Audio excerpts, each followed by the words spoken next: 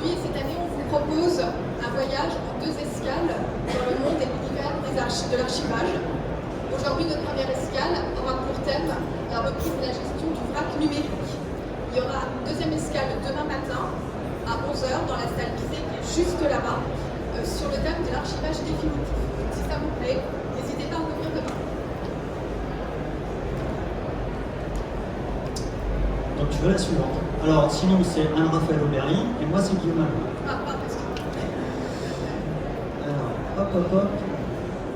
Donc la première des choses qu'on voulait savoir c'est, je suppose que vous êtes tous venus aujourd'hui parce que c'est un sujet qui vous concerne, ou au moins qui vous interpelle. Et on voulait savoir dans quelle mesure éventuellement c'était une problématique dans votre entreprise ou votre administration.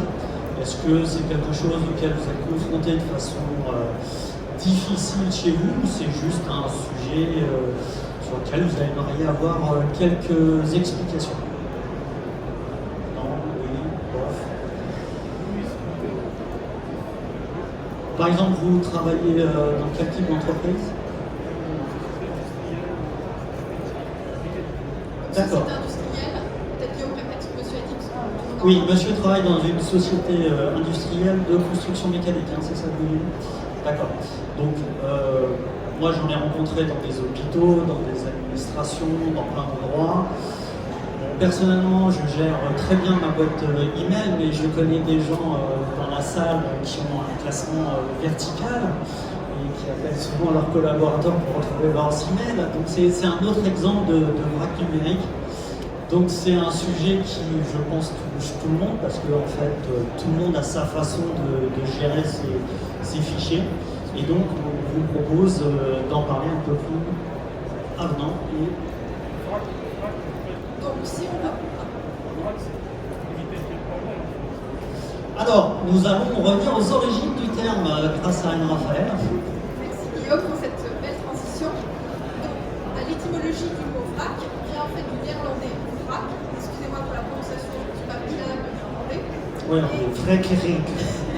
Alors non, ne dévoile pas tout encore. Le herring, je vous l'explique dans un instant. Donc, vient du néerlandais vrac, qui s'appliquait tout spécifiquement au hareng, le poisson. Et c'était donc un terme utilisé, vrac herring, pour désigner tous les poissons, les harengs, qui étaient mauvais, mal salés, et qui étaient jetés pêle-mêle dans les tonneaux ou les caques. Étymologiquement, on part sur une idée d'un produit de mauvaise qualité. Au fil des années, l'étymologie reste la même, mais le sens évolue. Et on arrive aujourd'hui dans le monde de la vente et de la grande distribution à une notion de vrac qui est plus synonyme de sans emballage que finalement de mauvaise qualité. Aujourd'hui, c'est très à la mode. Personne ne pourra dire le contraire de toute cette présentation en distributeur ou en silo de graines, et autres chinois aussi. Et autres victuaires. Donc, à partir de là, Guillaume, peux-tu nous expliquer comment on arrive au vrac numérique?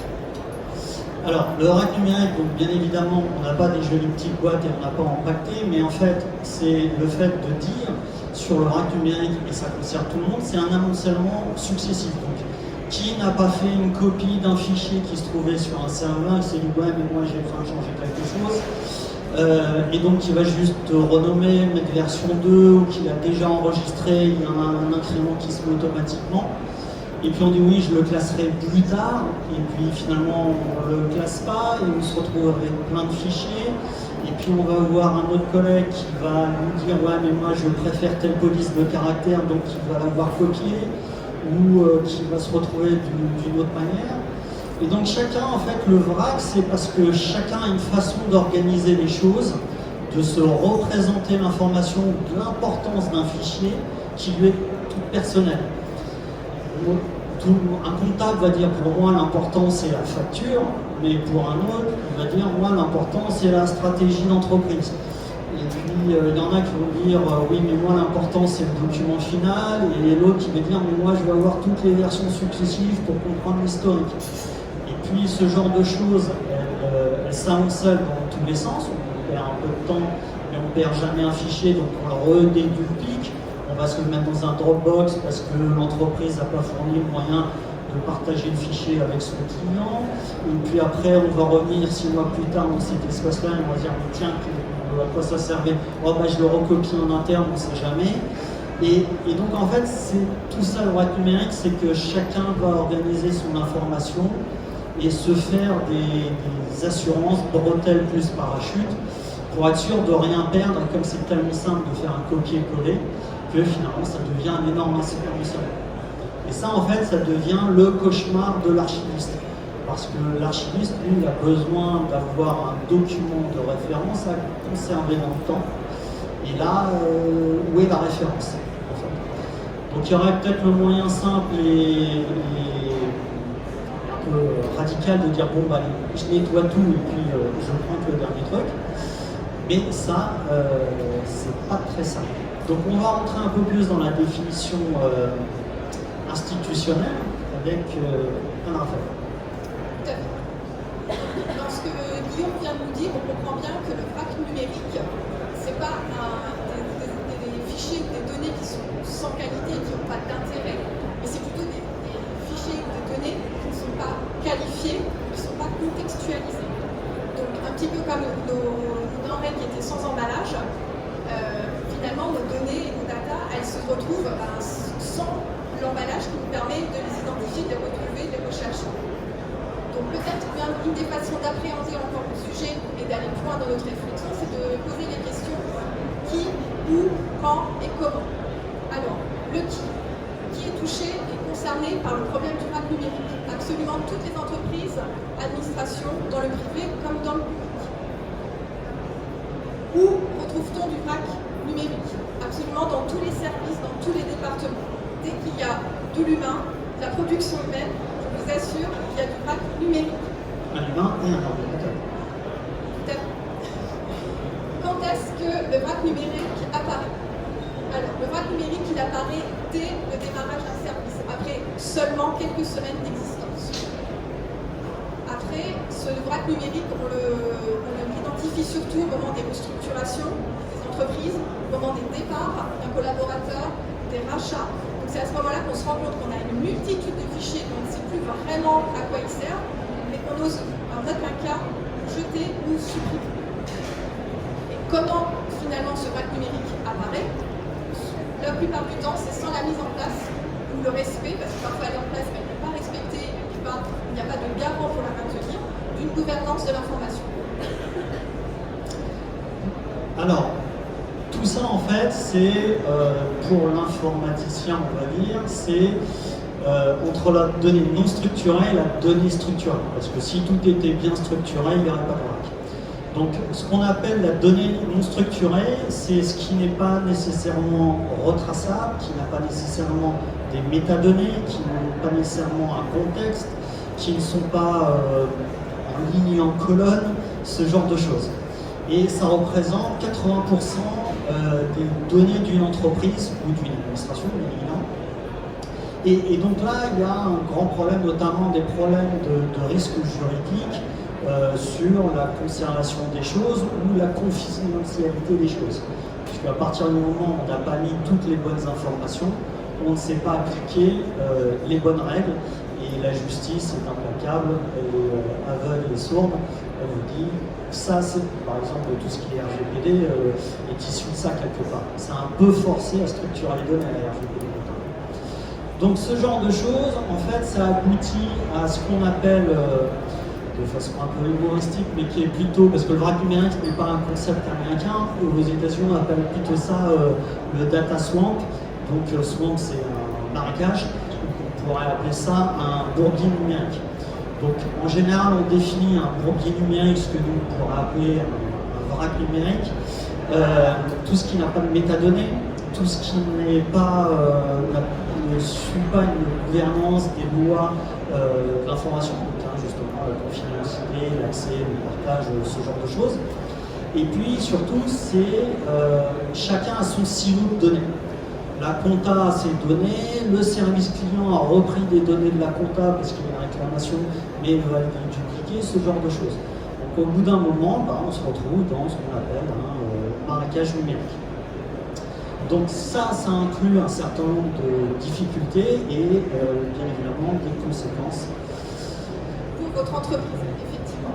Donc, en fait, si l'intérêt des documents conservés, des datas est indéniable, puisque tous réunis ici, puisque l'intérêt se doute bien que ça serait trop simple de pouvoir juste les jeter à la poubelle et les supprimer, on peut par contre être effrayé par la tâche et l'ampleur que représente de trier ces données. Alors, on pourrait se dire, on met ça de côté, on laisse dans un coin et puis on attend que le suivant s'en occupe. Or aujourd'hui, on se rend compte, quand on est responsable d'un service ou quand on est dirigeant, que ne pas trier ces informations, ça peut engendrer un grand nombre de tracas et de risques. Première conséquence identifiée, c'est déjà la perte de temps. Donc la perte de temps, elle se situe à deux niveaux. Le premier niveau, c'est déjà le temps passé à rechercher un document qui ne s'est pas agacé de chercher pendant des heures ou des minutes, des heures j'exagère, mais moins des grandes minutes, de longues minutes, un document pour finalement ne pas le retrouver et être obligé de finalement le recommencer un petit peu de mémoire, en constituant un bout à l'autre, en prenant une version qui ne sait d'avance pas être la bonne. Donc, perte de temps et de valeur ajoutée, puisque le temps que vous passez à rechercher, vous n'êtes pas dans votre cœur de métier, et de rentabilité pour l'entreprise, parce que les 15-20 minutes que vous avez passé à les chercher et la demi-heure supplémentaire que vous avez passé à reconstituer votre document, elle est perdue. Autre point, la perte d'information, c'est-à-dire que déjà, si on ne retrouve pas un document, on est exposé légalement, dans certains cas, à des pénalités. Si, au fil de l'eau, l'entreprise peut perdre son identité, c'est-à-dire qu'à force de ne pas trier ses documents, à force de ne pas ranger correctement ses documents, les informations qui étaient capitales pour l'entreprise, elles peuvent, au fil de l'eau, disparaître au fil des employés, du passage des employés disparaître.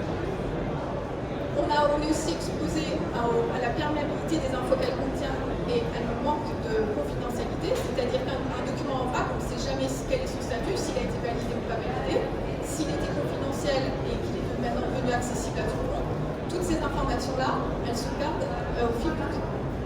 Autre sujet de taille, aujourd'hui, c'est la perte de place. Donc, sur les serveurs, plus vous avez de vrac, plus vous avez potentiellement des fichiers en doublon, plus vous avez de risques de multiplier les coûts financiers pour allouer de l'espace sur les serveurs, de maintenance, parce que par exemple, le serveur est plein, il faut le changer. Donc c'est un coût pour l'entreprise. Et donc, aussi bien perte de temps, perte d'information comme perte d'espace engendre de la perte d'argent pour les entreprises ou administrations. Et donc pour cela, tu nous proposes une approche. Exactement. Donc si j'ai pas de solution miracle, je ne peux pas vous dire en un claquement de doigts, je peux régler votre problème et je peux tout réordonnancer et vous n'aurez plus jamais de soucis. Par contre, je peux vous proposer une approche curative. Donc, dans cette approche curative, il y a un prérequis, c'est déjà de définir sa politique de gouvernance de l'information. C'est la base de tout. Ce n'est pas forcément évident pour les entreprises. Il existe plein de prestataires qui peuvent vous aider sur ces sujets-là. Spark en fait partie, par exemple. Donc, dans cette politique de la gestion de l'information, on va pouvoir vous proposer de créer une arborescence avec vous qui répond à vos besoins. Il y a votre contexte spécifique métier ou d'entreprise. On va pouvoir vous proposer aussi une méthodologie de qualification, puisque en fait, selon chaque métier, ce qui va intéresser un comptable ne va pas forcément intéresser un RH, ne va pas forcément intéresser quelqu'un du marketing. Donc, vous définir avec vous des métadonnées spécifiques, mais aussi définir au sein de l'entreprise des métadonnées communes qui font sens et à tous. Enfin, responsabiliser certains membres de vos équipes pour le maintien de cette bonne gestion et des bonnes pratiques de cette politique. Une fois que vous avez défini cette politique, on passe à la mise en application. Cette mise en application, elle passe par différents stades. Le premier, c'est déjà d'identifier tous les endroits où vous avez du vrac. Parce que du vrac, il peut y en avoir partout. Il y en a bien évidemment sur les serveurs, mais il y en a aussi sur tous les bureaux de vos collaborateurs. Souvent, vous allez le retrouver dans les divers, dans le perso, dans le autre, qu'on retrouve très couramment sur les postes de collaborateurs. On peut aussi, après, appliquer ces règles de la politique de gestion d'information que vous avez définie. Et après, faire aussi être en mode préventif et empêcher au maximum ces endroits de stockage un petit peu sauvages de se reconstituer et donc d'arriver en sensibilisant, en formant dès l'arrivée des nouveaux des nouveaux collaborateurs à ces problématiques donc, de vagues numériques. Enfin, pour réaliser toutes ces opérations, on a à notre disposition deux moyens qu'on a identifiés. L'expertise humaine, sur lequel nous allons revenir un petit peu plus longuement juste après, et des outils numériques et des aides applicatives qui passent par l'OCR, mais aussi l'intelligence artificielle. Je vous propose donc maintenant de nous attarder quelques instants sur la partie conseil et expertise humaine. Donc je pense que le de long discours, un joli croquis vous explique bien un petit peu l'idée qu'il faut avoir. Pour ceux qui voient le mal, c'est des Lego. Voilà. Donc un vrac de Lego jusqu'à la belle maison de Candy. Donc déjà la première chose, c'est de calibrer son objectif et son besoin. Parce que le vrac, on peut vouloir justement partir des données en vrac que vous voyez tout en haut à la maison. On peut aussi se dire, parce que j'ai pas forcément les ressources, j'ai pas forcément l'argent, pour faire tout ce traitement, je vais m'arrêter à la phase organisée, classée. Donc l'idée, c'est déjà de définir de quoi on a besoin, ce vers quoi on veut tendre avant de se lancer dans quoi que ce soit. Une fois que ce besoin est calibré, il faut définir donc, cette politique de gouvernance. Je ne reviens pas dessus, on l'a déjà expliqué tout à l'heure. Et puis après, tout en l'adaptant au contexte de l'entreprise, mettre en œuvre ce qu'on a défini dans cette politique. Enfin, et c'est le plus important, c'est verser ces documents dans un outil qui permet une exploitation pertinente. C'est-à-dire qu'à partir de ces données, vous puissiez les rechercher, les retrouver, vous pouvez rajouter éventuellement des visuels. Vous pouvez vraiment vous en servir comme un outil quotidien. Pour juste un petit jeu mémotechnique, si ça peut vous aider, si vous associez, trier, organiser, classer, qualifier, vous prenez la première lettre, ça vous fait un méthode TOC. Donc ça peut peut-être vous aider à vous souvenir de cette organisation pour mettre en application ces petits concepts. Alors, donc on parlait d'expertise humaine, Raphaël Chenilet de l'école des chartes à sa méthode.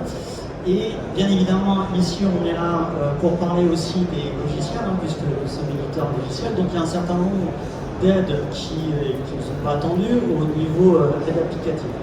Donc vous allez pouvoir retrouver un grand nombre de solutions diverses sur le marché. Les premières, je dirais, et par expérience assez récente, puisque j'ai travaillé dans une entreprise qui avait Office sur son poste et une autre qui était en Office 365, et mine de rien, c'est pas du tout la même méthode de travail, puisque lorsque vous travaillez par exemple sur un même dossier, vous faites une réponse à un appel d'offres par exemple, si vous avez un même document et tout le monde peut travailler dessus, déjà, vous n'allez pas multiplier ce fichier en X fois. Parce que si vous faites intervenir 5 personnes sur un fichier et que vous n'avez pas un outil type Office 365, Google Workspace, LibreOffice, et il en existe d'autres sur le marché, chacun va faire sa copie, et puis il y en a un qui est en charge de fusionner les modifications, etc. Déjà, rien que par ça, le rack numérique commence.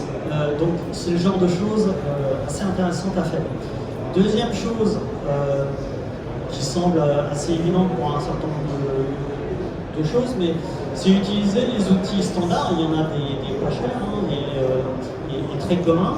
C'est ne serait-ce que d'OCRiser tous vos documents.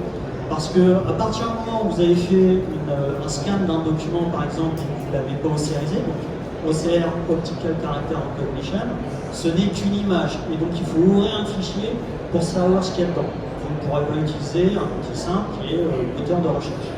Donc déjà, essayer d'avoir tout en format de texte et recherchable est aussi un moyen pour les gens de rechercher avant de dupliquer, dédoubler les choses.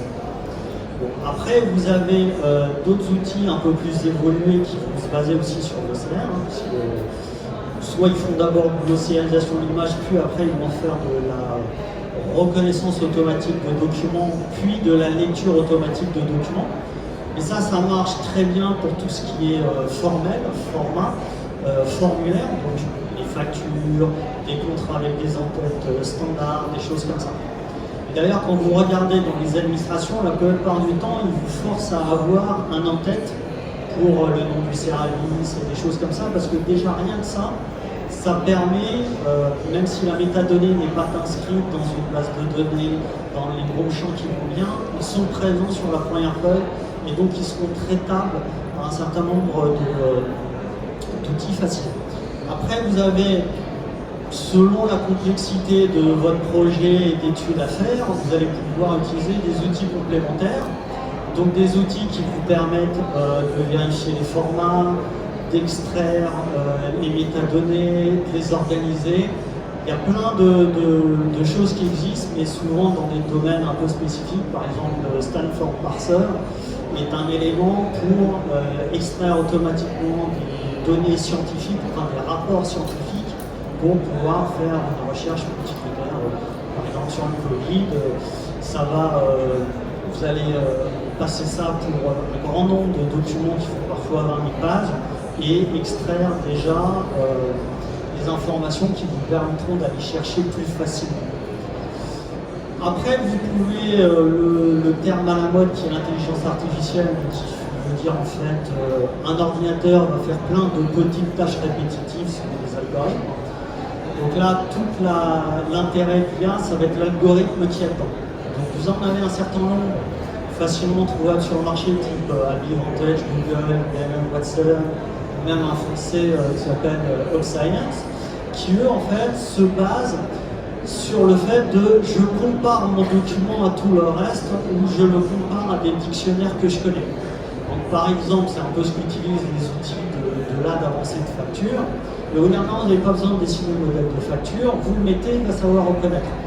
Mais parce qu'il y a un dictionnaire qui sait qu'en hollandais, facture, ça se dit facture, invoice, etc.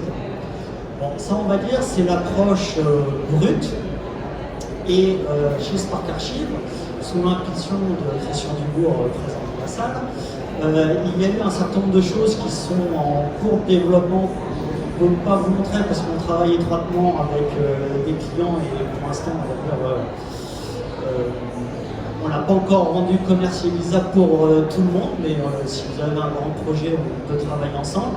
Et ça donne des résultats très très intéressants qui est en fait d'utiliser le rapprochement automatique sans apprentissage basé sur une occurrence de termes. Et plus le terme va avoir une importance et une spécificité, plus il va se retrouver dans le document, plus on va pouvoir regrouper par graphe, par corpus, par cluster comme vous voulez, les documents qui ont un intérêt.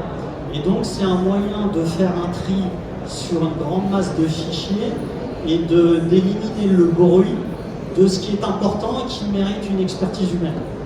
Parce qu'à la fin, quand même, ça sera toujours un être humain qui va identifier ce qui doit rester, ce qui ne doit pas rester. D'accord ? Et tout ça, bien sûr, si vous le mettez après dans un SAE sur lequel il y a des politiques et de la gouvernance de l'information, donc qui vous force à enrichir les métadonnées, à appliquer une confidentialité, à définir des règles de partage bien spécifiques, à ce moment-là, vous allez pouvoir extraire de tout votre vrac numérique ce qui est important qu'il faut conserver. Et donc, in fine, comme dirait M. Macron, enfin le président, vous allez quand même retirer un grand nombre de bénéfices qui au final sont là pour vous faire gagner du temps, donc de l'argent, parce que certaines, comme disait tout à l'heure Raphaël, perdent du temps. Certaines études montrent qu'on passe de 7 à 10 heures par semaine à rechercher des documents qu'on ne trouve pas nécessaires. Donc le premier intérêt de tout ça, c'est retrouver notre information le plus vite et donc gagner du temps. Si vous mettez 48 heures à fournir à votre client l'information qu'il vous a demandé et que votre concurrent lui fournit en 10 minutes, on va dire ah bah lui il est réactif, lui il n'en a rien à faire de moi. C'est peut-être pas qu'il n'en ait rien à faire de lui, c'est juste que vous galérez à retrouver l'info qu'il faut. Donc ce genre de choses, c'est essentiel. Et puis deuxièmement, on sait tous qui un jour ou l'autre, mais à quoi cher, si ce n'est scroller les fichiers sur un serveur, j'ai quand même plus de valeur ajoutée que ça. Si c'était bien organisé comme je le voulais, ça serait plus facile. Ou si l'entreprise m'avait donné les outils qui... Donc il y a aussi ce côté-là, ça permet de conserver la motivation des salariés, enfin des collaborateurs. Bien évidemment, une fois que vous avez bien rangé, tout classé, et et appliquer la bonne politique à vos données, vous protégez mieux votre capital matériel. Le capital matériel est assez important, il y a une grosse valorisation, surtout dans les grosses entreprises type Coca-Cola et VMH, qui l'ont bien compris, et en découle un grand nombre de bénéfices, tout simplement.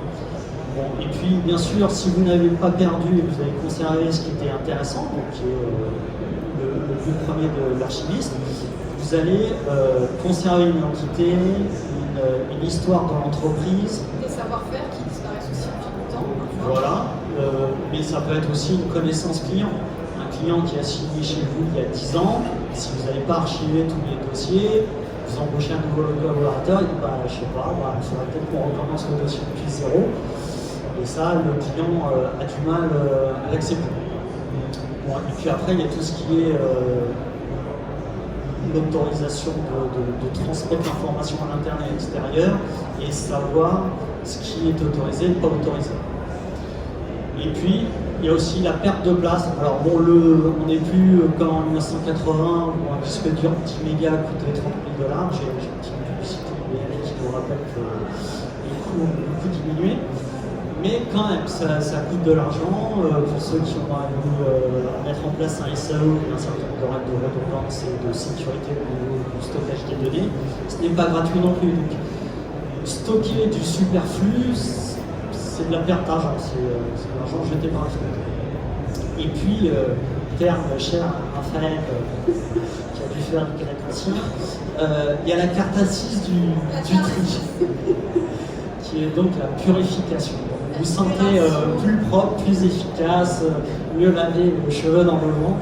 Après, ça libère de voilà. l'espace mental chez les salariés qui peuvent avoir plusieurs opérations de tri en groupe. Le bien-être qui était apporté après à la fin de chaque campagne de tri était flagrant et a été vraiment remonté par les équipes qui ont participé. Donc c'est pas si anodin, malgré la petite moquerie de Guillaume. Ce n'est pas une moquerie, c'est un souvenir. Et puis, bien sûr, si vous avez tout bien appliqué, vous êtes conforme RGPD, tout va mieux pour le RSE. Donc il y a plein de bénéfices qui en découlent. Et donc tout ça pour atterrir sur la sérénité numérique, qui ne peut pas vraiment être traduit par data lake, mais c'est en général le terme que vous allez retrouver dans les publications anglo-saxonnes. C'est-à-dire que toutes vos données ont des métadonnées, tout est organisé en colonnes ou en ligne. Vous avez des jeux de données sur lesquels vous pouvez faire du data mining simplement. Vous avez toutes vos données qui sont contextualisées. D'ailleurs, je ne suis pas encore spécialiste, mais apparemment dans le monde de l'archivage, il y a une nouvelle norme qui devrait arriver à remplacer l'ISAG, enfin plus ou moins, qui s'appelle le RIC, donc Recording Context. Et donc, même pour l'archivage, le fait de bien contextualiser toutes vos données et que ce soit en fait peut-être votre point d'entrée va permettre de faire des relations qui n'existaient pas encore à l'actuel et d'avoir une meilleure information plus productive. Et donc pour cela, il faut envisager une approche préventive. Voilà, donc effectivement, là on a étudié en détail l'approche curative, mais dans l'idéal, bien évidemment, ce serait d'éviter de se retrouver face à une masse et de devoir juste gérer au fil de l'eau le quotidien et la création des dossiers qui apparaissent tous les jours. Donc l'approche préventive, on reprend les grandes lignes de l'approche curative, on n'invente rien, mais en tous les cas, elle permettrait, si elle est prise au départ et si elle est comprise par les salariés et les collaborateurs dès leur arrivée, d'éviter cette immensité, cet océan de fichiers dont on ne sait que faire et qui est finalement une corvée aussi bien à l'archiviste que pour le collaborateur au moment où il faut. Par exemple, aussi dans les bonnes pratiques, on pourrait vraiment imaginer que, par exemple, lorsque quelqu'un part à la retraite, on prenne un moment avant son départ pour lui permettre en fait, de s'expliquer et de trier avec soit un archiviste, soit un collaborateur qui reprend sa place, l'origine des fichiers et que son bac, au moment de son départ, soit inexistant. Donc ça, c'est vraiment des vœux pieux, hein. Je vous l'accorde, on sait que dans la réalité, on est loin de tout tout ça. Dans tous les cas, c'est vrai que quand c'est fait, et dans quelques cas où j'ai pu le voir, ça a apporté une sérénité à l'entreprise qui était en maîtrise de son information et de ses savoir-faire. Et donc, pour conclure, donc l'important, ce n'est pas... l'important, c'est de participer, disait Pierre de Coubertin. Et donc, c'est en fait de commencer. Déjà, commencer par mettre en place une politique. Enfin, d'abord, commencer par en avoir conscience et sensibiliser l'ensemble de ses collaborateurs que c'est un enjeu et que c'est une perte d'argent latente et de temps et de sens si on ne se met pas en ordre de marche tous ensemble pour bien organiser son information le plus tôt possible et surtout conserver l'information importante au final. Donc il faut instaurer de la discipline et sensibiliser l'ensemble de vos collaborateurs à ce concept de braque numérique qu'il faudrait éviter au maximum. Donc, pour ne pas être Sisyphe, même s'il faut imaginer Sisyphe heureux, il faut commencer dès le départ et impliquer tout le monde. Et puis si vous êtes perdu, vous avez Anne, Raphaël, d'autres personnes, et on sera très heureux de vous aider à organiser vos informations. Donc on a prévu maintenant un petit moment de questions-réponses. Si vous voulez qu'on échange, n'hésitez pas. Levez la main et puis on essaiera de répondre à vos questions. Ne cassez pas tout. Question, tout était clair, c'est magnifique.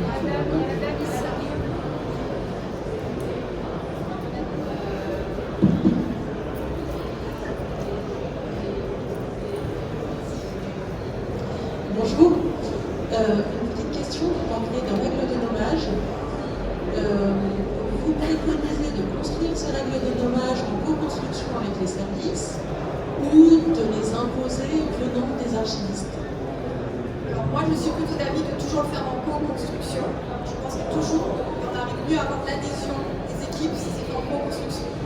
Souvent le langage archivistique ça peut paraître être un jargon pour les équipes et pour les gens non spécialisés. Et pour éviter cet écueil, je pense qu'il faut vraiment travailler ensemble. Expliquer, l'archiviste a raison sur un certain nombre de points, mais il est aussi capable d'adaptation et surtout capable de s'adapter au métier et au secteur d'activité de l'entreprise dans laquelle il intervient. Et comment vous construiriez ces séances de co-construction? Est-ce que c'est avec des groupes très étendus ou est-ce que pour des représentants des services? Alors moi je suis plutôt adepte de petits groupes, donc avec des gens qui sont représentatifs, des référents qui ont été nommés soit les chefs d'équipe, soit par le sponsor du projet, et plutôt par petits groupes, parce qu'en fait après, entre guillemets, Guillaume l'a bien expliqué, chaque personne a sa méthodologie, a son approche, donc il faut des personnes d'expérience, des gens qui ont aussi une appétence pour ce genre de sujet, parce que sans appétence, on se rend compte qu'on arrive rapidement en fait, à un essoufflement et que les gens ne s'investissent pas sur certains sujets. Or, on a besoin que tout le monde soit investi, et surtout ceux qui donnent le coup d'envoi du sujet. Et surtout, de préférence, les gens les plus différents possibles. Même si ça va peut-être un peu clasher au départ, c'est comme ça que vous obtenez l'adhérence de tout le monde. Mais ça, c'est valable pour ça, mais c'est valable, moi je l'ai vu dans des projets de CRM, de RP, dans tout. Et il vaut mieux prendre la grande gueule, l'amener avec le timide, et qu'ensemble ils trouvent une solution, et à ce moment-là, elle sera acceptée par tous et ça sera encore plus simple. Et en plus, si la grande gueule a fait partie du choix, il fera la police pour eux. Merci.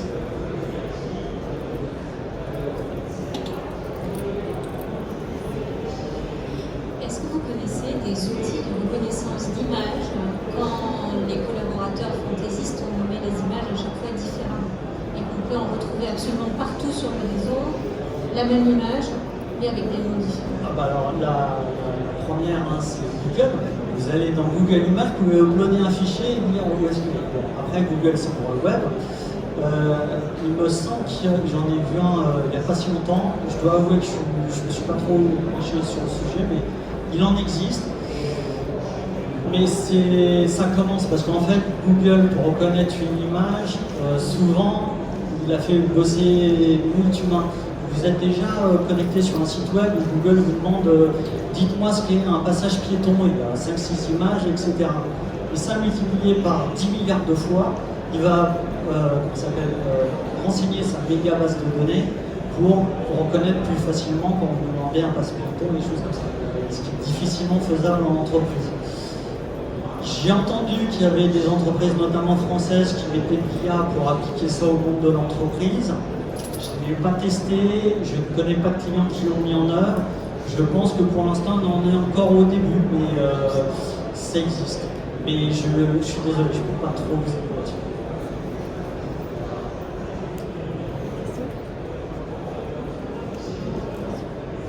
Non? Eh bien, ça tombe bien puisque nous arrivons à la fin. Donc, excusez-moi, juste un instant. Donc, si vous avez des questions, vous voulez la présentation, n'hésitez pas à nous envoyer un email ou vous connecter sur sparkarchive.com. Et puis, sinon, merci à tous. C'est rendez-vous demain matin à 11h si vous voulez parler archivage définitif. Voilà. Merci à tous pour votre attention.